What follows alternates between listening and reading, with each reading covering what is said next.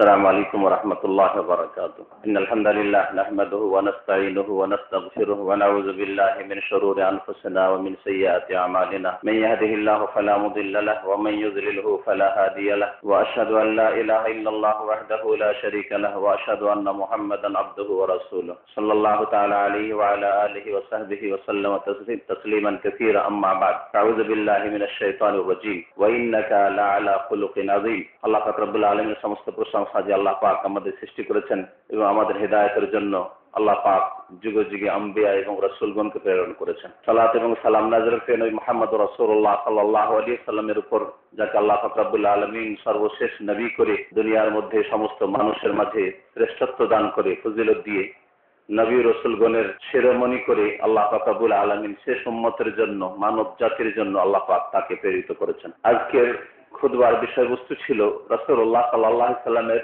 সিরাত সম্পর্কে, তার জীবনী সম্পর্কে। এতে তার পুরো জীবনী পেশ করা হয়নি, আর তা সম্ভব না। রাসূলুল্লাহ সাল্লাল্লাহু আলাইহি সাল্লামের জীবনী সম্পর্কে এত বেশি লেখা হয়েছে, কিতাবাদি পুস্তক বিভিন্ন ভাষায়, এমন কোন দুনিয়ার ভাষা নেই যে ভাষায় রাসূলুল্লাহ সাল্লাল্লাহু আলাইহি সাল্লামের সিরাত রচনা করা হয়নি। রাসূলুল্লাহ সাল্লাল্লাহু আলাইহি সাল্লামের জীবনীতে এত বেশি বলা হয়েছে, আলোচনা করা হয়েছে, বক্তব্য করা হয়েছে, এত বেশি কিতাব লেখা হয়েছে যা মানব জাতির ইতিহাসে কোন মানুষের জীবনীতে লেখা হয়নি। রাসূলুল্লাহ সাল্লাল্লাহু আলাইহি সাল্লামের জীবনী এত বেশি চর্চা করা হয়, পড়াশোনা করা হয়, শোনানো হয়, যা মানব জাতির মধ্যে যতই মহান ব্যক্তিত্ব হোক না কেন কারো সম্পর্কে তা হয়নি, আর হয় না এবং হবেও না। যেমন কোরআনে কারীমের তেলাওয়াত দুনিয়ার মধ্যে সবচেয়ে বেশি হয়। দুনিয়াতে যতই কিতাব আল্লাহ পাক নাযিল করে থাকুক না কেন বা ধর্মীয় গ্রন্থ থাক না কেন, সবচেয়ে বেশি তেলাওয়াত কোরআনে কারীমের হয়, সবচেয়ে বেশি খেদমত হয়েছে কোরআনে কারীমের। তেমনি সবচেয়ে বেশি খেদমত হয়েছে রাসূলুল্লাহ সাল্লাল্লাহু আলাইহি সাল্লামের সিরাতের জীবনী বিভিন্ন দিক থেকে। সুতরাং রাসূলুল্লাহ সাল্লাল্লাহু আলাইহি সাল্লামের জীবনী এক মহাসাগর। যদি মহাসাগরের কোন একদিক থেকে শুরু করেন তো আপনি কখনো পাড়ি দিয়ে শেষ করতে পারবেন না। রাসূলুল্লাহ সাল্লাল্লাহু আলাইহি ওয়াসাল্লাম সম্পর্কে আল্লাহ পাক কোরআনে কারীমে যা বলেছেন তাই যথেষ্ট। ওয়া ইন্নাকা লাআলা খুলুকিন আযীম। এটা হচ্ছে আল্লাহ পাকের সার্টিফিকেট। আল্লাহ পাক এমন কোন নবী সম্পর্কে এই কথা বলেননি। যদি প্রত্যেক নবী মহান চরিত্রের অধিকারী ছিলেন, উত্তম চরিত্রের অধিকারী ছিলেন, নিজ নিজ যুগের সবচেয়ে শ্রেষ্ঠ ব্যক্তিত্ব হতেন, তারপরে আল্লাহ পাক এই ঘোষণা করেননি যে ঘোষণা করেছেন মুহাম্মদ রাসূলুল্লাহ সাল্লাল্লাহু আলাইহি সাল্লাম সম্পর্কে। আল্লাহ পাক ইরশাদ করেছেন ওয়া ইন্নাকা লাআলা খুলুকিন আযীম। হে নবী মুহাম্মদ, তুমি জেনে রাখো এবং মানব জাতীয় জেনে রাখো যে নিশ্চয়ই তুমি আলা খুলুকিন আযীম, মহান চরিত্রের অধিকারী। লাআলা খুলুকিন আযীম, মহান চরিত্রের অধিকারী তুমি মুহাম্মদ সাল্লাল্লাহু আলাইহি। আল্লাহ পাকের সার্টিফিকেট। মানুষ কোন ইউনিভার্সিটি থেকে সার্টিফিকেট পেলে মনে করে যে আমি বড় ডিগ্রি হাসিল করেছি। কোন প্রতিষ্ঠান থেকে যদি সার্টিফিকেট পাই তাহলে মনে করে যে এই রকমের বড় বড় প্রতিষ্ঠান আমাকে বা আমাদেরকে সার্টিফিকেট দিয়েছে। আজকে বিভিন্ন বড় বড় কোম্পানিগুলি দেখবেন যেগুলো একেবারে প্রসিদ্ধ কোম্পানি, তাদের অনেক সার্টিফিকেট বিভিন্ন সংস্থা থেকে তারা পায়, আর তাদের হেড অফিসগুলিতে বা বিভিন্ন অফিসে দেখবেন তারা ঝুলিয়ে রাখে যে আমরা এই সার্টিফিকেট গুলো পেয়েছি। মানুষের সার্টিফিকেটকে মানুষ এত গুরুত্ব দিয়ে থাকে। আল্লাহ পাক রব্বুল আলামিন স্বয়ং যিনি সৃষ্টিকর্তা, যিনি আমাকে আপনাকেও সৃষ্টি করেছেন, সমস্ত মাখলুকাতকে আল্লাহ পাক সৃষ্টি করেছেন, যিনি মুহাম্মদ রাসূলুল্লাহ সাল্লাল্লাহু আলাইহি সাল্লামের রব, খালেক, সৃষ্টিকর্তা, তিনি বলছেন হে নবী মুহাম্মদ, তোমাকে আমি মহান চরিত্রের অধিকারী। আল্লাহ পাক রব্বুল আলামিন তার রাসূল সাল্লাল্লাহু আলাইহি সাল্লামকে যখন নবী রাসূল বলে ঘোষণা করতে চাইলেন তখন আল কোরআন নাযিল করলেন তার উপর। আর কোরআনে কারীম হচ্ছে নবী করিম সাল্লাল্লাহু আলাইহি সাল্লামের চরিত্র। কোরআনে কারীমে যে আদর্শ শিক্ষা দেওয়া হয়েছে যা জীবনের প্রতিটি ক্ষেত্রকে শামিল হয়ে রয়েছে। কোরআনে কারীমের বিধিবিধান, কোরআনে কারীমের উত্তম আদর্শ জীবনের এমন কোন ক্ষেত্র নেই যেই ক্ষেত্র সম্পর্কে আলোকপাত করেনি। ব্যক্তি জীবন থেকে শুরু করে যে কোন স্তরের জীবনের বিষয়গুলি হোক না কেন, সমস্যা হোক না কেন, সবকিছুর সমাধান এই আল কোরআনে রয়েছে। আল্লাহ পাক রব্বুল আলামিন রাসূলুল্লাহ সাল্লাল্লাহু আলাইহি সাল্লামকে আল কোরআনের চরিত্র দান করেছিলেন। মা আয়েশা রাদিয়াল্লাহু তাআলা আনহাকে জিজ্ঞাসা করা হয় যে কাইফা কানা খুলুকু রাসূলিল্লাহ সাল্লাল্লাহু আলাইহি ওয়াসাল্লাম, রাসূলুল্লাহ সাল্লাল্লাহু আলাইহি সাল্লামের চরিত্র কেমন ছিল। এই মহাসাগর সম্পর্কে যদি একটা একটা করে বলা হয় তো কিছুই বলা সম্ভব হবে না। কোন দিক থেকে শুরু করবেন, এই দিক থেকে শুরু করবেন না ওই দিক থেকে শুরু করবেন, ব্যক্তি জীবন থেকে শুরু করবেন না তার পারিবারিক জীবনের উত্তম চরিত্র থেকে শুরু করবেন, তার মানুষের সামাজিক জীবনের আচার আচরণ থেকে শুরু করবেন, কোনখান থেকে শুরু করবেন? এক কথায় জবাব দিয়েছিলেন আল্লাহ পাক রব্বুল আলামিন নবী করিম সাল্লাল্লাহু আলাইহি সাল্লামের যে চরিত্র দান করেছেন তা হচ্ছে কানা খুলুকুহু সাল্লাল্লাহু আলাইহি ওয়াসাল্লাম আল কোরআন। রাসূলুল্লাহ সাল্লাল্লাহু আলাইহি সাল্লামের চরিত্র ছিল আল কোরআন, কোরআনে কারীমের বাস্তবায়ন করা, কোরআনে কারীমের প্রতি বিশ্বাস রাখা, কোরআনে কারীম মোতাবেক ইবাদত বندگی করা, কোরআনে কারীমের চরিত্র আদান প্রদান মামলাত লেনদেনের বাস্তবায়ন করা। তার চরিত্র ছিল আল কোরআনুল কারীম।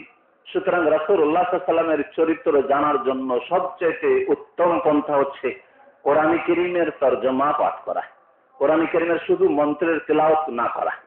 কোরআনে কারীমের তেলাওয়াত আয়াত কয়েকটা পড়েন বা একটি একটি করে আয়াত পড়েন আর তার তরজমা পড়েন। তরজমা পড়ার পরে বুঝতে পারলেন না, তাফসীর পড়েন, ব্যাখ্যা পড়েন। ব্যাখ্যা যতবার পড়েন না কেন নতুন নতুন দিগন্ত আপনার সামনে ভেসে উঠবে। এটা হচ্ছে কোরআনে কারীমের মুজিজা। কোরআনে কারীম যতই পড়েন না কেন, সাধারণ মানুষ কেন, বড় বড় আলেম, বড় বড় মুফাসসির, আমরা বারবার পড়লো, একবার পড়ার পরে আরেকবার পড়লে যদি 50 বারও পড়েন, নতুন নতুন দিগন্ত আপনার সামনে, নতুন নতুন দিক মনে হচ্ছে ফুটে উঠবে আপনার সামনে। হচ্ছে কোরআনে কারীমের বৈশিষ্ট্য। রাসূলুল্লাহ সাল্লাল্লাহু আলাইহি সাল্লামের চরিত্র ছিল আল কোরআনুল কারীমের বাস্তবায়ন। রাসূলুল্লাহ সাল্লাল্লাহু আলাইহি সাল্লামের চরিত্র সূরা ফাতিহা থেকে শুরু করেন আলহামদুলিল্লাহ রাব্বিল আলামিন। সমস্ত প্রশংসা রাব্বুল আলামিনের, সেই মহান আল্লাহ পাকের, যিনি বিশ্বজাহানের প্রতিপালক। এর পুরোপুরি বাস্তবায়ন একমাত্র মুহাম্মদুর রাসূলুল্লাহ সাল্লাল্লাহু আলাইহি ওয়াসাল্লাম করেছেন পূর্ণরূপে। আর যদি অন্যরা করে থাকে, কেউ বলতে পারবে না যে আমি পূর্ণরূপে আল্লাহ পাক রব্বুল আলামিনের হামদ ও সানার শুকরিয়া আদায় করতে পেরেছি। মুহাম্মদুর রাসূলুল্লাহ সাল্লাল্লাহু আলাইহি ওয়াসাল্লামের চরিত্র ছিল আল কোরআনের বাস্তবায়ন। এই হচ্ছে রাসূলুল্লাহ সাল্লাল্লাহু আলাইহি ওয়াসাল্লামের চরিত্র। সুতরাং কোরআনে কারীমের তরজমা তাফসীর পড়ার চেষ্টা করতে হবে, বোঝার চেষ্টা করতে হবে, শোনার চেষ্টা করতে হবে। অনেকে পড়ে বুঝতে পারেন না, সুতরাং শুনেন, শোনার মাধ্যমে আপনি কোরআনে কারীমের জ্ঞান অর্জন করুন। এছাড়া রাসূলুল্লাহ সাল্লাল্লাহু আলাইহি ওয়াসাল্লামের হাদিস হচ্ছে কোরআনে কারীমের ব্যাখ্যা, যাতে রাসূলুল্লাহ সাল্লাল্লাহু আলাইহি ওয়াসাল্লামের মহান চরিত্রের কথা বন্ধুর সাথে, শত্রুর সাথে, যারা অনুকূলে যারা প্রতিকূলে, সকলের সাথে, ব্যক্তি জীবনের ক্ষেত্রে, পারিবারিক জীবনের ক্ষেত্রে, সামাজিক ক্ষেত্রে, আন্তর্জাতিক ক্ষেত্রে, সমস্ত ক্ষেত্র এর কথা রাসূলুল্লাহ সাল্লাল্লাহু আলাইহি ওয়াসাল্লামের হাদিসে রয়েছে যে কি আচরণ করেছেন মানুষের সাথে। এই বিষয়গুলি জানার জন্য রাসূলুল্লাহ সাল্লাল্লাহু আলাইহি ওয়াসাল্লামের হাদিসের সাথে নিজেকে সম্পর্কিত করতে হবে। এছাড়া রাসূলুল্লাহ সাল্লাল্লাহু আলাইহি ওয়াসাল্লামের সিরাতে বহু কিতাব লেখা হয়েছে, বিশেষ করে যেসব কিতাব শিরক থেকে মুক্ত, বিদআত থেকে মুক্ত, অতিরঞ্জন বাড়াবাড়ি থেকে মুক্ত, যাতে মিথ্যা কথা লিখে ওপরে উঠার চেষ্টা করা হয়নি, আর মিথ্যা কথা লিখে, ভ্রান্ত কথা লিখে নিচে নামাবারও চেষ্টা করা হয়নি, যাতে যথাযোগ্য আল্লাহ পাক যে মান দিয়েছেন, পজিশন দিয়েছেন, সেখানে মুহাম্মদ রাসূলুল্লাহ সাল্লাল্লাহু আলাইহি ওয়াসাল্লামকে রাখা হয়েছে। ওই সব সিরাতের কিতাব পড়তে হবে। রাসূলুল্লাহ সাল্লাল্লাহু আলাইহি ওয়াসাল্লামকে বলে দিলাম যে তিনি সব কিছুই জানেন, এটা রাসূলুল্লাহ সাল্লাল্লাহু আলাইহি ওয়াসাল্লামের সিরাত হলো না। রাসূলুল্লাহ সাল্লাল্লাহু আলাইহি ওয়াসাল্লামের মানহানি করা হলো বেশি বাড়াইতে গিয়ে। রাসূলুল্লাহ সাল্লাল্লাহু আলাইহি ওয়াসাল্লাম আমাদের সব খোঁজ খবর রাখেন, আর আমাদের বিপদ আপদে তিনি উদ্ধার করতে পারেন। সমস্ত এখতিয়ার তার হাতে, তিনি ইচ্ছা করলে দিতে পারেন, নিতে পারেন। এটা রাসূলের সিরাত হলো না, এগুলি শিরকি কুফরি কথা হলো, যার মাধ্যমে কেউ যদি বাড়াবার চেষ্টা করে থাকে, তাহলে এই মানুষের সম্পর্কে বাড়াতে গিয়ে, আল্লাহর বান্দা সম্পর্কে অতিরঞ্জন বাড়াবাড়ি করতে গিয়ে যে কোনো জাতি শিরক কুফরিতে লিপ্ত হয়েছে। আপনারা জানেন যে শিরকের মূল কারণ হচ্ছে গলু করা, অতিরঞ্জন বাড়াবাড়ি করা। এই জন্য কোরআনে কারীমে আল্লাহ পাক কঠোরভাবে নিষেধ করেছেন, ইয়া আহলাল কিতাবি লা তাগলু ফি দীনিকুম, হে আহলে কিতাব ইহুদি খ্রিস্টানরা, তোমরা ধর্মের ক্ষেত্রে অতিরঞ্জন বাড়াবাড়ি করিও না। যেমন বাড়াবাড়ি শিরক কুফরিতে লিপ্ত করে, তেমন মানহানি করলে, নিচে নামালে কুফরিতে লিপ্ত করে। এই দুই জাতি গোমরাহ পথভ্রষ্ট হয়েছে প্রত্যেকটি ক্ষেত্রে। ধর্মের ক্ষেত্রে মুহাম্মদ রাসূলুল্লাহ সাল্লাল্লাহু আলাইহি ওয়াসাল্লামের জীবনী চর্চার ক্ষেত্রে, বা তার সম্পর্কে বক্তব্য পেশ করার ক্ষেত্রে, মন্তব্য করার ক্ষেত্রে যারা বেশি বাড়িয়েছে তারা মুশরিক হয়েছে, তারা কুফরি করেছে। যারা নিচে নামিয়েছে তারা কুফরি করেছে। আর আল্লাহ পাক রব্বুল আলামিন এই উম্মতকে উম্মতে ওয়াসাত, মধ্যমপন্থী উম্মত করেছেন। ওয়া কাযালিকা জাআলনাকুম উম্মাতান ওয়াসাতা। মধ্যমপন্থী উম্মত হচ্ছে যেখানে আল্লাহ পাক রাসূলকে রেখেছেন সেখানে আপনাকে রাখতে হবে। আর যেইভাবে আল্লাহ পাক রব্বুর রাসূলুল্লাহ সাল্লাল্লাহু আলাইহি ওয়াসাল্লামের সাথে আপনাকে আচরণ করতে বলেছেন সেই আচরণই করতে হবে। যেই বিশ্বাস রাখতে বলেছেন, যেইভাবে তাকে অনুকরণ করতে বলেছেন, ইত্তিবা করতে বলেছেন, যেইভাবে তার আদর্শকে ফলো করতে বলেছেন তাকে ফলো করতে হবে। মনে রাখবেন যে দুনিয়াতে এমন কোন ব্যক্তিত্ব নেই মুসলিম উম্মার কাছে, মুসলিম উম্মাত বলবো, কারণ কাফের, যারা বিধর্মী, যারা আল্লাহ পাকের দিন মানেনি, কোরআন কারীমের প্রতি বিশ্বাস করেনি, মুহাম্মদ রাসূলুল্লাহ সাল্লাল্লাহু আলাইহি ওয়াসাল্লামের রিসালাতে বিশ্বাস করেনি, আল্লাহ পাকের একত্বে বিশ্বাস করেনি, পরকালকে যেভাবে আল্লাহ পাক বিশ্বাস করতে বলেছে সেভাবে বিশ্বাস করেনি, তারা আমাদের জন্য দলিল নাই। তাদের বক্তব্য আমাদের কাছে তেমন মূল্য রাখে না যদি কোরআন হাদিসের অনুকূলে না হয়। মুসলিম উম্মার মধ্যে এমন কোন ব্যক্তিত্ব নেই যেই ব্যক্তি বিতর্কের ঊর্ধ্বে, একমাত্র মুহাম্মদ রাসূলুল্লাহ সাল্লাল্লাহু আলাইহি ওয়াসাল্লাম ছাড়া। মুহাম্মদ রাসূলুল্লাহ সাল্লাল্লাহু আলাইহি ওয়াসাল্লাম এমন এক ব্যক্তিত্ব যার সম্পর্কে মুসলিম উম্মার যতই ফিরকা হোক না কেন, যতই দল উপদল হোক না কেন, তার সম্পর্কে এই বিষয়ে বিতর্ক নেই যে তিনি আমাদের রাসূল, তিনি আল্লাহ পাকের রাসূল, মানে তার মাধ্যমে আমাদেরকে আল্লাহ পাকের দিন জানতে হবে। এটা হচ্ছে এর অর্থ। ব্যাখ্যা করতে গিয়ে যদি ভুল বুঝে ভুল করে সেটা ব্যাখ্যার ভুল, কিন্তু সাক্ষী দিতে গিয়ে, ঈমান নিয়ে আসতে গিয়ে, বিশ্বাস করতে গিয়ে এই কথায় সবাই একমত যে লা ইলাহা ইল্লাল্লাহ, আল্লাহ পাক ছাড়া কেউ সত্য আমাদের মাবুদ নেই, আর মুহাম্মাদুর রাসূলুল্লাহ, মুহাম্মদ সাল্লাল্লাহু আলাইহি ওয়াসাল্লাম আল্লাহ পাকের রাসূল। আশহাদু আল্লা ইলাহা ইল্লাল্লাহ ওয়া আশহাদু আন্না মুহাম্মাদান আবদুহু ওয়া রাসূলুহু। প্রত্যেক ফিরকা আযান দেয় আশহাদু আল্লা ইলাহা ইল্লাল্লাহ ওয়া আশহাদু আন্না মুহাম্মাদুর রাসূলুল্লাহ করে, আর একামত দেয় এইভাবে, তারপরে আত্তাহিয়াত পড়ে এইভাবে, আসসালামু আলাইকা আইয়ুহান নবী ওয়া রাহমাতুল্লাহি ওয়া বারাকাতুহু, আল্লাহুম্মা সাল্লি আলা মুহাম্মদ ওয়া আলা আলি মুহাম্মদ। নামাজের ভিতরে এগুলি প্রত্যেক ফিরকা দল উপদল সবগুলি ঠিক আছে। যখন কবরে লাশকে মাইয়াতকে নামায় তখন বলে বিসমিল্লাহ, আল্লাহর নাম দিয়ে শুরু করছি, ও আলা মিল্লাতে রাসূলুল্লাহ, রাসূলুল্লাহ সাল্লাল্লাহু আলাইহি ওয়াসাল্লাম আদর্শ মোতাবেক, তরিকা মোতাবেক শুরু করছি। তাহলে মুহাম্মদ রাসূলুল্লাহ সাল্লাল্লাহু আলাইহি ওয়াসাল্লাম এমন এক ব্যক্তিত্ব যার সম্পর্কে কোনো দ্বিমত নেই। সুতরাং এই পয়েন্টে যদি আমরা চলে আসি যে আমরা রাসূলুল্লাহ সাল্লাল্লাহু আলাইহি ওয়াসাল্লাম সম্পর্কে যখন দ্বিমত রাখেন যে তিনি একমাত্র রাসূল, সুতরাং বাকি কথাগুলি ফলো করব, মানব, বিনা শর্তে, বিনা কোনো অজুহাতে, বিনা কোনো কজ দেখাইতে হবে, এই করতে হবে না, ওসব কিছু নাই, বরং বিনা কোনো শর্তে, বিনা কোনো কন্ডিশনে রাসূলুল্লাহ সাল্লাল্লাহু আলাইহি ওয়াসাল্লাম থেকে সহিহ সূত্রে যা প্রমাণিত, কোরআন হোক অথবা রাসূলুল্লাহ সাল্লাল্লাহু আলাইহি ওয়াসাল্লামের হাদিস হোক, আমরা বিনা শর্তে মানব তাকে। আমাদের জীবনের প্রতিটি ক্ষেত্রে একমাত্র আদর্শ মুহাম্মদ সাল্লাল্লাহু আলাইহি ওয়াসাল্লাম, কারণ তিনি আমাদের রাসূল। আমরা প্রত্যেক দল যদি এই একটা পয়েন্ট, মিডিল পয়েন্টে চলে আসি, তাহলে আমাদের বহু ইখতিলাফ, বহু মতবিরোধ, বহু দলাদলি কন্দল শেষ হয়ে যায়। বিচার কোথায় নেব? মুহাম্মদ সাল্লাল্লাহু আলাইহি ওয়াসাল্লামের কাছে। ইবাদত কেমন করে করব, নামাজ কেমন করে পড়ব, রোজা কেমন রাখবো, হজ কেমন করে করব, জিকির আজকার কেমন করে করব, আমার বিবির পর্দা কেমন করে করব, রুজি রোজগার কেমন হতে হবে, অপরের সাথে সম্পর্ক কেমন রাখবো, মুহাম্মদ রাসূলুল্লাহ সাল্লাল্লাহু আলাইহি ওয়াসাল্লামের মতো। লাকাদ কানা লাকুম ফি রাসূলিল্লাহি উসওয়াতুন হাসানাহ, তোমাদের জন্য মুহাম্মদ সাল্লাল্লাহু আলাইহি ওয়াসাল্লামের মধ্যে রয়েছে উত্তম চরিত্র। আল্লাহ পাক এইদিকে ডাক দিয়েছেন যে মিডিল পয়েন্টে আসার চেষ্টা করো, মানুষের বিরোধ শেষ হবে না, কিন্তু ওখানে যেখানে আসলে আমি যেতে পারি, আপনিও যেতে পারেন, সকলে আসতে পারি, সেই দিকে আল্লাহ পাক ইহুদি নাসারাদেরকে দাওয়াত দিয়েছেন, ইয়া আহলাল কিতাবে তাআলাউ ইলা কালিমাতিন সাওয়াইন বাইনানা ওয়া বাইনাকুম আল্লা না'বুদা ইল্লাল্লাহ। হে আহলে কিতাব, এই ইহুদি নাসারা বিজাতি। তারপর আল্লাহ পাক বলছেন যে এমন একটা পয়েন্টে চলে আসো, ইলা কালিমা, এমন একটা ওয়ার্ডের কাছে আসো, এমন একটা মিডল পয়েন্টে আসো, সাওয়াইন বাইনানা ওয়া বাইনাকুম, আমাদের মাঝে আর তোমাদের মাঝে সমান ওই জায়গাটুকু। ওখানে আমারও অধিকার আছে, তোমারও অধিকার আছে, আমাদেরও সেখানে হক আছে, তোমাদেরও হক আছে, চলে আসো ওখানে।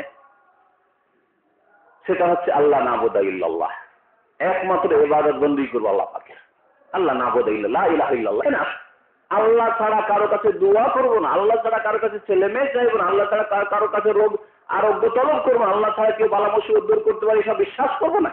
তাহলে তো কবর মাজার পূজা সাফ হয়ে যায়, তাহলে তো কবর পূজা মাজার পূজা সাফ হয়ে যায়, তাহলে দেবদেবীর পূজা সাফ হয়ে যায়। আল্লাহ না'বুদা ইল্লাল্লাহ মিডিল পয়েন্টে আল্লাহ পাক আসতে বলেছেন আহলে কিতাবদেরকে। আহলে কিতাবকে যদি দাবি দেওয়া, তাহলে মুহাম্মদ সাল্লাল্লাহু আলাইহি ওয়াসাল্লামের উম্মতের দাবিদার তাদেরকে চিন্তা করা উচিত যে আমাদেরকে কোথায় যেতে হবে। আল্লাহ না'বুদা ইল্লাল্লাহর কাছে এসো, ওয়ালা নুশরিকা বিহি শাইআ, আর আমরা তার সাথে কোনো কিছুকে শরীক করব না, আল্লাহর অংশী করব না। ওয়ালা ইয়াত্তাখিযা বা'দুনা বা'দান আরবাবা মিন দুনিল্লাহ, আর আমাদের একে অপরকে প্রভু হিসাবে, বিধানদাতা হিসাবে, আইন রচনাকারী হিসাবে, আইন দাতা হিসাবে তার আইন কানুন চলবে, ওইসব মানবো না। একমাত্র আল্লাহ পাকের আইন মানবো, আল্লাহ পাকের বিধিবিধান মানবো। ওয়ালা ইয়াত্তাখিযা বা'দুনা বা'দান আরবাবা মিন দুনিল্লাহ, কেউ বলে দিলে একটা ফতোয়া আর তার দলিল নেই, কোরআন না হাদিস, আর মেনে নেবো, এটা করবো না। ওয়ালা ইয়াত্তাখিযা বা'দুনা আরবাবা মিন দুনিল্লাহ, হালাল করলে হালাল আর হারাম করলে হারাম, জায়েজ করলে জায়েজ আর নাজায়েজ করলে নাজায়েজ। ফতোয়া দিলেই হলো, বললেই হলো অমুক হুজুর কিবলা বলেছেন, আর এর পেছনে কোরআন হাদিসের দলিল লাগে না, এইসব কাজ করবো না। আল্লাহ পাক এই মিডিল পয়েন্টের দিকে দাওয়াত দিয়েছেন। মুহাম্মদ রাসূলুল্লাহ একমাত্র ব্যক্তিত্ব, জীবনের প্রতিটি ক্ষেত্রে আপনার জীবন কেমন হবে যেমন রাসূলুল্লাহ সাল্লাল্লাহু আলাইহি ওয়াসাল্লামের আদর্শ। নিঃসন্দেহে তোমাদের জন্য উত্তম আদর্শ রয়েছে মুহাম্মদ রাসূলুল্লাহ সাল্লাল্লাহু আলাইহি ওয়াসাল্লামের জীবনীতে। লাকাদ কানা লাকুম ফি রাসূলিল্লাহ, আল্লাহ পাকের রাসূলের মধ্যে তোমাদের উসওয়াতুন হাসানাহ, উত্তম আদর্শ রয়েছে। এখানে আমাদের ফিরে আসতে হবে। জীবনের প্রতিটি ক্ষেত্রে অনেক ইখতিলাফ, অনেক দূরত্ব আমাদের সেরে যাবে, আর আমরা একই মসজিদে নামাজ পড়তে পারবো, একই অনুষ্ঠানে বসে দিন শিখতে পারবো, একই স্টেজ থেকে আমরা ইসলামের কথা পেশ করতে পারবো, একই স্টেজের থেকে ইসলামের শত্রুদের আমরা দাঁত ভাঙা জবাব দিতে পারবো, সবকিছু করতে পারবো। কিন্তু এই মিডিল পয়েন্ট থেকে মুসলিম উম্মার দল উপদল, এত দলের বাচ্চা জন্মার পরে যখন সরে গেছে, তখন আমরা দুর্বল হয়ে পড়েছি। আল্লাহ পাক রব্বুল আলামিন বলেছেন তোমরা দুর্বল হয়ে পড়বে, আর কাফেররা তোমাদেরকে মনে করবে যে তোমরা বন্যা যখন আসে, তার বন্যার ময়লা আবর্জনা, বন্যার খড়কুটো, বন্যার তোমরা ফেনার মতো, তোমাদের কোনো অস্তিত্ব নেই। তাই হয়েছে, যার ফলে কাফের বিজাত ইসলামের শত্রুদের এই দুঃসাহস হয়েছে যে মাঝে মাঝেই মুহাম্মদ রাসূলুল্লাহ সাল্লাল্লাহু আলাইহি ওয়াসাল্লাম সম্পর্কে তারা বিষোদ্গার করার চেষ্টা করেছে। মুহাম্মদ রাসূলুল্লাহ সাল্লাল্লাহু আলাইহি ওয়াসাল্লামকে নিয়ে তারা ব্যঙ্গচিত্র করার অপপ্রয়াস করেছে, মুহাম্মদ রাসূলুল্লাহ সাল্লাল্লাহু আলাইহি ওয়াসাল্লামের সাথে ঠাট্টা মজাক করার চেষ্টা করেছে। কিন্তু মনে রাখবেন, মুহাম্মদ রাসূলুল্লাহ সাল্লাল্লাহু আলাইহি ওয়াসাল্লাম এমন এক ব্যক্তিত্ব, যে ব্যক্তিত্ব সম্পর্কে যত বেশি বিষ ছড়াবে বিজাতি কাফেররা, তত বেশি তার মধ্যে আল্লাহ পাক একটা আকর্ষণ রেখেছেন, সেই দিকে চুমুকের মতো লোকেরা ছুটে আসবে, মানব জাতি ছুটে আসবে। যার ফলে দেখা যাচ্ছে এই কয়েক বছরের মধ্যে যত বেশি মুহাম্মদ সাল্লাল্লাহু আলাইহি ওয়াসাল্লামের বিরুদ্ধে লেখালেখি করেছে কাফের ইহুদিরা, তারা তত বেশি তাদের ঘর থেকে নারী পুরুষরা দলে দলে ইসলাম কবুল করেছে। বলুন আলহামদুলিল্লাহ। এটা হচ্ছে রাসূলের মুজিজা, এটা হচ্ছে নবী করিম সাল্লাল্লাহু আলাইহি ওয়াসাল্লামের অলৌকিকত্ব, মুজিজা। এটা নবী সম্পর্কে যত বেশি খারাপ কথা বলবে, তত বেশি মানুষের জানার কৌতূহল হবে, জানার ইচ্ছা হবে যে ব্যাপারটা কি, এত সম্পর্কে কেন বলছে, আর অন্য কারো সম্পর্কে কেন বলছে না, জানার ইচ্ছা হবে। কোন মানুষকে যদি, একটা কথাই আছে, যদি বেশি প্রসিদ্ধ করতে হয় তো তার কথা সমাজে বেশি বেশি তার বিরুদ্ধে বলো, তার বিরুদ্ধে বললে লোকটা কেউ জানতো না, লোকটাকে লোকেরা জেনে নেবে। এই জন্য যদি কেউ এই রকমের খারাপ আদর্শ হয়, তাহলে তার সম্পর্কে বেশি আলোচনা করার প্রয়োজন নেই, তার ব্যাপারটাকে একেবারে স্তব্ধ করে দেন, একবারে যেন নিয়ে যায় এরকম রাখেন। মুহাম্মদ রাসূলুল্লাহ সাল্লাল্লাহু আলাইহি ওয়াসাল্লাম সম্পর্কে কাফেররা মনে করে যে তার সম্পর্কে ব্যঙ্গচিত্র করব, তার সম্পর্কে ঠাট্টা মজাক করবো, পত্র পত্রিকায় লিখবো, প্রচার মাধ্যমে এই করবো আর সেই করবো, তাতে হয়তো ইসলামের ক্ষতি হবে না। जितना ही दबाओगे उतना ही उभरेगा, যত বেশি চাপার চেষ্টা করবে তত বেশি শক্তিশালী হবে।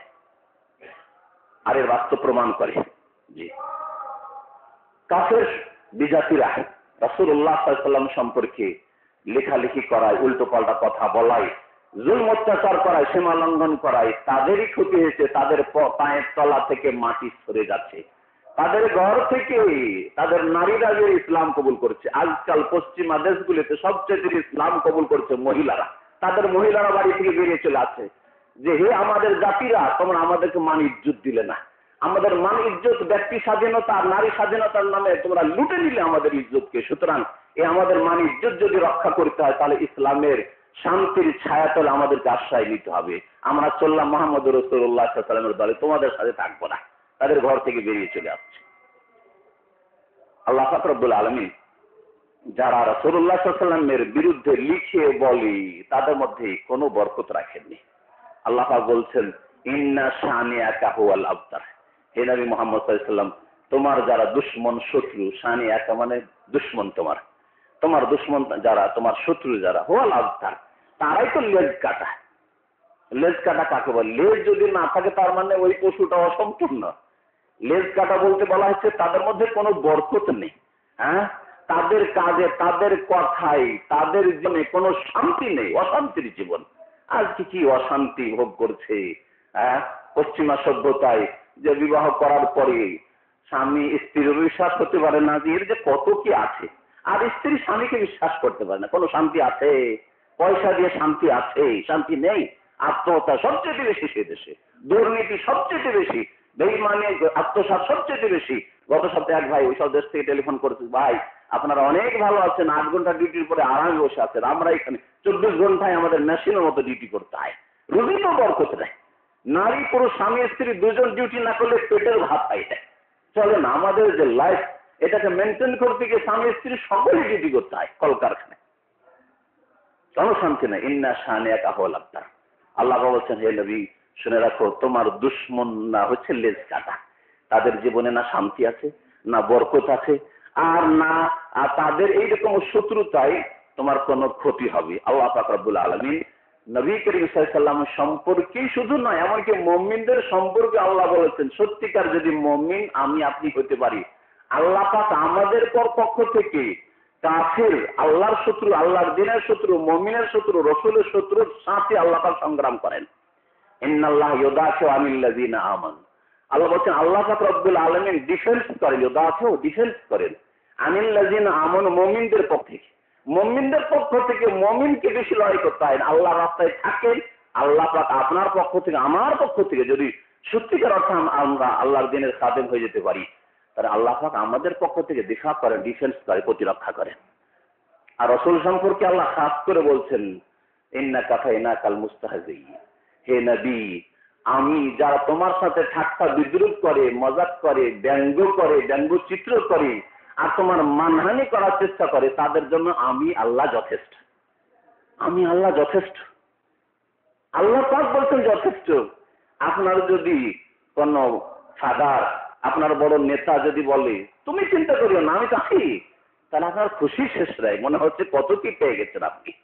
হ্যাঁ, কোন একটা যদি ওই রকমের শক্তিশালী আপনার প্রতিষ্ঠান অথবা কোন একটা দিক যদি আপনার সাপোর্ট করে, তো আপনি মনে করেন যে আমার কে বাঁচা করবে, এইরকম যদি চিন্তাধারা আপনার হয়, রব্বুল আলামিন আল্লাহ পাক বলছেন, ইন্নাকা ফাইনাকাল মুস্তাহজিঈন। হে নবী, ঠাট্টা মজাককারীদের জন্য আমি আল্লাহ তোমার হেফাজতে যথেষ্ট।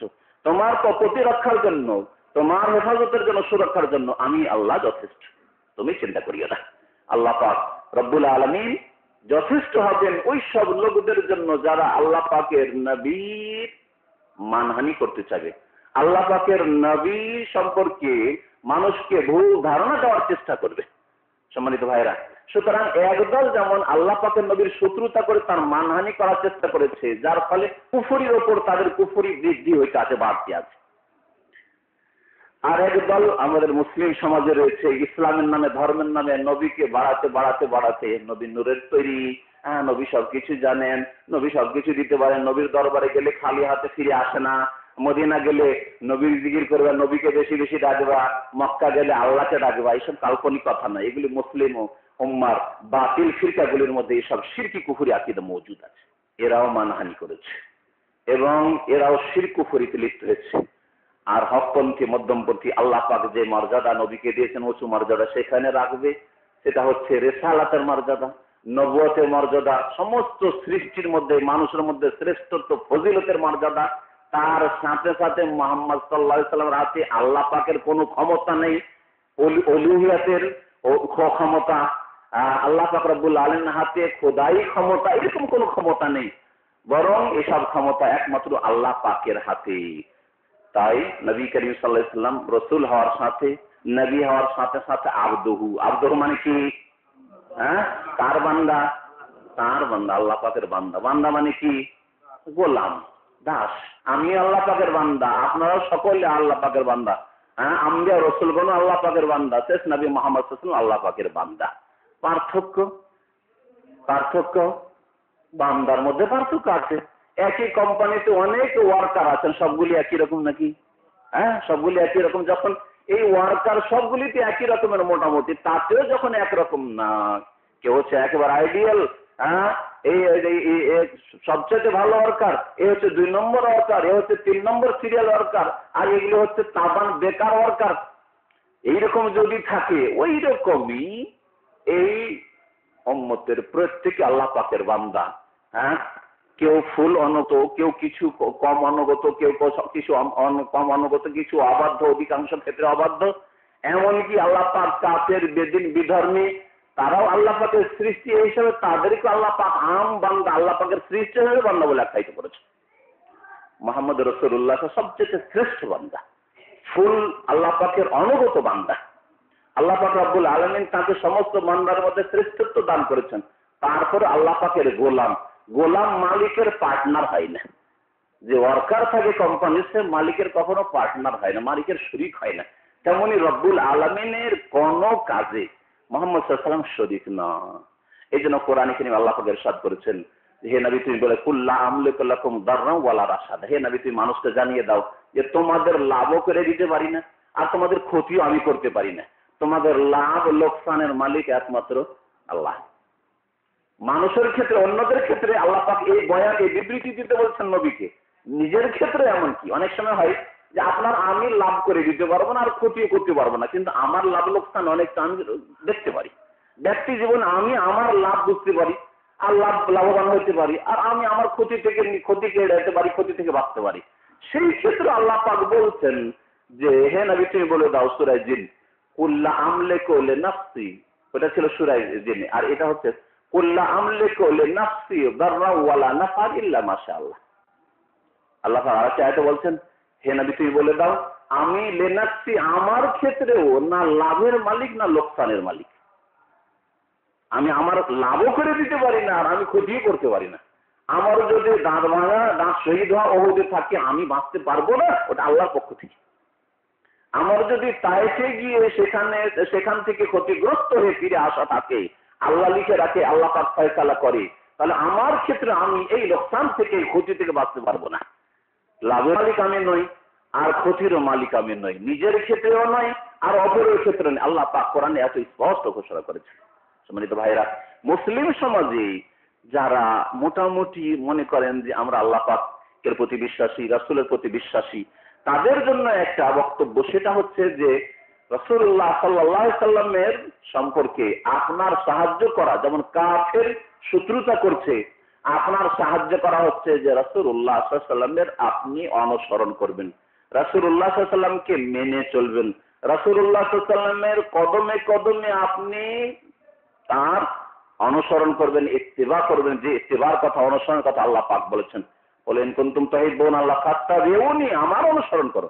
আল্লাহকে ভালোবাসার দাবিদার, আল্লাহ পাকের বান্দা হওয়ার দাবিদার, আল্লাহ পাকের প্রতি ঈমানের দাবিদার, তাহলে মুহাম্মদ সাল্লাল্লাহু আলাইহি সাল্লামের অনুসরণ করো, তাকে মেনে চলো। আদর্শ মানুষ জীবনের প্রতিটি ক্ষেত্রে একমাত্র মুহাম্মদ সাল্লাল্লাহু আলাইহি সাল্লাম। আপনার রুজি রোজগার কেমন হতে হবে, নবী হালাল করেছেন না করেননি, নবী যেটা হালাল করেছেন সেটা হবে। আপনার ইবাদতের নামাজ কেমন হবে, আমার নবীর মতো নামাজ হবে। আমার নামাজ আবার ওই আমাদের তরিকাতে হবে না, আমাদের হুজুররা বলছে ওই রকম নামাজ হবে না, নবীর তরিকাতে যাচাই করতে হবে আপনার নামাজটা ঠিক আছে কিনা। আপনার হজ কেমন হবে, আরাফার মাঠে গিয়ে দেখবেন কিছু লোকেরা জোহর আলাদা পড়বে, আসর আলাদা, জোহর আসর একসাথে পড়বে না। আমরা জিজ্ঞাসা করে দেখেছি, আমি জিজ্ঞেস করছি একবার এক দলকে, জোহর আসর আলাদা আলাদা পড়ছে, আবার মাগরিবটা ওইখানেই পড়ে নিল, তারপরে বেরোলো মুজদালিফার উদ্দেশ্যে। জিজ্ঞাসা করলাম স্যার কি করো, বলছে যে আমরা জানি। কেউ বলছে আমি হানাফি, আরেকজন বলছে আমি শাফেঈ। ইন্দোনেশিয়ার এক দল বলছে আমরা শাফেঈ, সেই জন্য এরকম করছি। আর যদি ভারত বাংলাদেশের হয়, আসর ওই আরাফার মসজিদে পড়লে জমা করতে, আর আমরা যেহেতু খেমার মধ্যে, তাঁবুর মধ্যে পড়ছি, এই জন্য আমরা হানাফি, আমরা জোহর আলাদা পড়লাম, আসর আলাদা পড়লাম। নবী করিম সাল্লাল্লাহু আলাইহি ওয়াসাল্লামের সাহাবীরা যারা কাছে থেকে এসেছিলেন অথবা দূরে থেকে এসেছিলেন, কেউ এরকম কাজ করেছিলেন কি না সবাই জমা করেছিলেন জোহর আসর? চিন্তা করুন তো দেখি। তাহলে কোথায় আদর্শ রাসূলুল্লাহ সাল্লাল্লাহু আলাইহি ওয়াসাল্লাম? মুখে বলছেন, কাফের উপর মেজাজ গরম যে তোরা ব্যঙ্গচিত্র করলি, আর তোরা নবী সম্পর্কে এরকম খারাপ কথা বলছিস, আর তোরা এই নবী, আমাদের নবীর মানহানি করছিস, নবী সম্পর্কে তোরা উল্টো পাল্টা লেখালেখি করছিস, আর আপনি নবী থেকে উল্টো দিকে চলছেন। কোথায়? আপনি তো কাফেরদের সাহায্য করছেন। আপনার কাছে নবী কেন আদর্শ হলো না? হজের ক্ষেত্রে, নামাজের ক্ষেত্রে, রোজার ক্ষেত্রে, যাকাতের ক্ষেত্রে, আখলাক চরিত্রের ক্ষেত্রে আপনার বিবির হেজাব পর্দা কি নবীর বিবিদের মতো? যদি নবীর বিবিদের মতো, নবীর মেয়েদের মতো আপনার মেয়েদের হেজাব পর্দা না হয়, আপনার ছেলে মেয়েদের শিক্ষা দীক্ষা না হয়, তাহলে কি করে আপনি এই কথা বলবেন যে আমি নবী করিম সাল্লাল্লাহু আলাইহি সাল্লামের উম্মত এবং নবী করিম সাল্লাল্লাহু আলাইহি সাল্লামের আদর্শে বিশ্বাসী, নবী করিম সাল্লাল্লাহু আলাইহি সাল্লামের আমরা ভক্ত, নবী করিম সাল্লাল্লাহু আলাইহি সাল্লামকে ভালোবাসি, শুধু মুখে ভালোবাসার দাবিদার আর এই করলেন যথেষ্ট হয়ে গেল? এগুলো হচ্ছে বেঈমানি কথা। ইন্নাল মুহিব্বা লিমান ইউহিব্বু ইউতিউ। একজন আরবি কবি বলেছেন যে দেখো, যে যাকে ভালোবাসে তাকে মেনে চলে, তাকে ফলো করে। সুতরাং মুহাম্মদ সাল্লাল্লাহু আলাইহি সাল্লামকে ভালোবাসো, ভালোবাসার প্রুফ প্রমাণ লাগবে, সেটা হচ্ছে নবীকে জীবনে প্রতিটি ক্ষেত্রে মেনে চলা। আপনার চুল, আপনার কাটিং ছাটিং, আর আপনার চেহারা, আপনার লেবাস পোশাক, আপনার লাভটা কি আপনার নিচে হারাম কাপড় দিলে, এটাই ঠিক করতে পারলেন না। অনেক নামাজি আছেন, নামাজ পড়ছেন, আর টাকনার ওপর থেকে কাপড় উঠাতে পারলেন না। অথচ রাসূলুল্লাহ সাল্লাল্লাহু আলাইহি ওয়াসাল্লাম আপনার নবী আমার নবী বলতেন যে কাপড় টাকনার নিচে গেলে এটা ছোট মাসলা নয়, জাহান্নামে যেতে হবে। মা আসফালা মিনাল কাবাইর মিনাল, কত মিশাল দিয়ে, কত উদাহরণ দিয়ে বুঝাবো। এইটুকু যদি ফলো না করতে পারেন, অথচ আপনার আরেকজন সঙ্গী মাশাআল্লাহ আপনার চাইতে বয়সে ছোট, আপনার চাইতে কম শিক্ষিত, সে অথবা উচ্চ শিক্ষিত, অনেক ওপর র্যাঙ্কের, তারপরে সে আপনার উপরে কাপড় রেখেছে, কখনো তার মান ছোট হয়ে যায় না, তার মান ইজ্জত নষ্ট হয় না। আপনার শুধু টাকনার নিচে কাপড় পরলে মান ইজ্জত বেড়ে যাবে না, কিন্তু আপনাকে শয়তানে ধরেছে, যার ফলে রাসূলুল্লাহ সাল্লাল্লাহু আলাইহি ওয়াসাল্লামের উত্তম আদর্শ থেকে দূরে সরে গেছেন। আর এই কাফির ইহুদি নাসারারা যারা প্যান্ট প্রথম শুরু করেছে, তাদেরকে দেখি তারা প্যান্ট বাবু, আর তারা টাকনার নিচে একেবারে ঝুলিয়ে জুতা ঢেকে আর মোজা ঢাকা থাকে, ওদেরকে দেখে খুব আপ টু ডেট লাগে, খুব ভালো লাগে, মডার্ন লাগে। আর ইসলামের আদর্শ যে খবরদার পুরুষ মানুষ টাকনার নিচে কাপড় যাবে না, ওইটা যদিও মুখে না বলেন ভালো লাগে না, কিন্তু আপনার কাজে করে না, আসলেই ভালো লাগে না। মুখটা হয়তো লজ্জাই বলেন না, কি করে বলবে একজন মুসলিম, না আসলে কাজে করে প্রমাণ করে দিচ্ছেন যে আমাকে নবীর কথা ভালো লাগে না, আসলে আমাদেরকে ইহুদি নাসারাদের চরিত্র ভালো লাগছে। আর অনেক আবার মডার্ন মুসলমানরা রয়েছে, ওরা মনে করে এগুলো ছোটখাটো মাসলা, জাহান্নামে যাওয়ার ব্যাপার সবার বলছে ছোটখাটো মাসলা, এগুলো ছোট ব্যাপার। আরে বড় বড় ব্যাপার, বড় ব্যাপার কি, ওই গদিতে যাওয়াটা বড় ব্যাপার, আর এই টাকনা নিতে কাপড়, এটা কোনো ব্যাপার, কোনো ফ্যাক্টর না। আল্লাহ পাক যেন হিদায়াত করে। জীবনের প্রতিটি ক্ষেত্রে মুহাম্মদ রাসূলুল্লাহ সাল্লাল্লাহু আলাইহি ওয়াসাল্লাম উত্তম আদর্শ হিসাবে মেনে নিতে হবে। এটা হবে নবীর সাহায্য করা, নবীর নিয়ে আসা দ্বীনের সাহায্য করা, আল্লাহ পাকের সাহায্য করা। তখন আল্লাহ পাকের সাহায্য নেমে আসবে। কাফেরেরা তখন তাদের দশা ওইরকমই হবে, যেমন একটা লোক যদি ওপর দিকে থুথু ফেলে, এইভাবে যদি থুথু ফেলে, তাহলে থুথু কোথায় যাবে? তার নিচে যাবে, মানে নিচে তার চেহারাতে পড়বে। হ্যাঁ, ওপর থেকে তার চেহারার উপরে এইরকম করে আছে, তার নাক মুখেই পড়বে, তার নাক মুখ মুছতে হবে। ইহুদি নাসারা ইসলামের সূত্র যারা ব্যঙ্গচিত্র করছে, তারা যেন মুহাম্মদ রাসূলুল্লাহ সাল্লাল্লাহু আলাইহি ওয়াসাল্লাম সম্পর্কে ব্যঙ্গচিত্র করে ওপর দিকে এইরকম করে থুথু ফেলছে, এইসব থুথু তাদের উপর আসবে। আর ইন্না শানে কাবাতারে, লেজ কাটা হয়ে থাকবে, কাটা হয়ে আছে, আর কিয়ামত পর্যন্ত লেজ কাটা হয়ে আছে। আমাদের নবীর সাহায্য করা আরো একটি হবে, সেটা হচ্ছে যে ঘরে ঘরে ইসলামের দাওয়াত পৌঁছে দাও, ঘরে ঘরে আমাদেরকে ইসলামের দাওয়াত পৌঁছে দিতে হবে।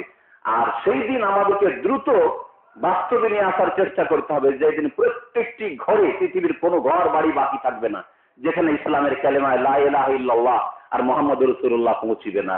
লা ইয়ারতালা জাহরিল আরদ বাইতু মাজারিন ওয়ালা ওয়াবার ইল্লা আদখালাহুল্লাহু কালিমাতাল ইসলাম বিইজ্জি আজিজিন ওয়া যুল্লি জালিদিন।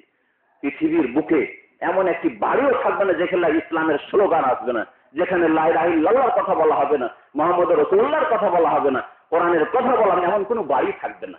তাহলে সমস্ত বাড়িতে আল্লাহর নাম আর রাসূলের নাম থাকবে। এর জন্য আমাদের কিছু মেহনত প্রয়োজন আছে, সেটা হচ্ছে দাওয়ায়ের আল্লাহ, আল্লাহর দ্বীনের দাওয়াতের কাজ করা, সেই ক্ষেত্রে ব্যয় করা, সেই ক্ষেত্রে মেহনত পরিশ্রম করার, সেই ক্ষেত্রে সময় দেওয়া। কোরআন সুন্নাহর ভিত্তিতে আল্লাহ পাক সকলকে যেন তৌফিক দান করেন। আল্লাহ পাক রব্বুল আলামিন আমাদেরকে যেন দ্বীনের খাদেম হিসেবে গ্রহণ করেন।